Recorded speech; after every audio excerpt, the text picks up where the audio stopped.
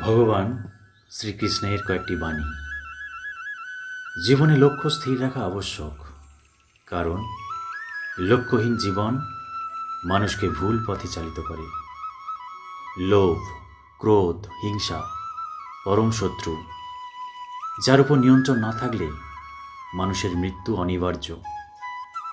ইন্দ্রিয় থেকে প্রাপ্ত আনন্দ প্রথমে অমৃতের মতো মনে হলেও শেষ পর্যন্ত এটি বিষের ন্যায় ক্ষতিকারক হয়ে ওঠে, যা কেবল মানুষের জীবনকে পাপে পরিপূর্ণ করে।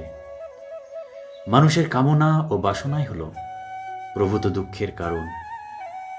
জন্মের সাথেই মানুষের মৃত্যু নির্ধারিত, তাই নিজের কর্ম করো, যা অনিবার্য, তার জন্য দুঃখ করো না। জীবন ধারণের জন্য প্রয়োজন কর্ম, অবশ্যই সম্পাদন করো, তবে বিনা অহংকারে, বিনা লালসায়, বিনা হিংসায়। কারণ সঠিক কর্ম করা উচিত ভালোবাসা, সহানুভূতি, নম্রতা এবং ভক্তির সাথে। জীবনে কর্ম করে যাও, ফলের আশা করো না।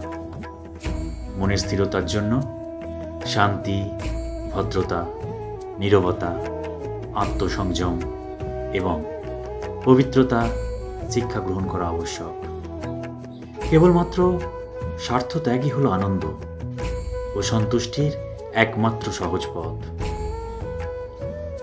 জড়বস্তুগত সুখ সর্বদা ক্ষণস্থায়ী। কেবল ঈশ্বরের প্রতি আত্মসমর্পণ এবং ভক্তি হল অনন্ত সুখের একমাত্র পথ। যা হয়েছে তা ভালোই হয়েছে, যা হচ্ছে তা ভালোই হচ্ছে, যা হবে তা ভালোই হবে। তাই ভবিষ্যতে কি হবে তাই নিয়ে ভেবে লাভ নেই। বর্তমান নিয়ে পরম আনন্দে বাঁচতে শেখো। নিজের মনকে সর্বদা কর্মের উপর স্থির করো, কর্মফলের উপর নয়। জয় শ্রীকৃষ্ণ।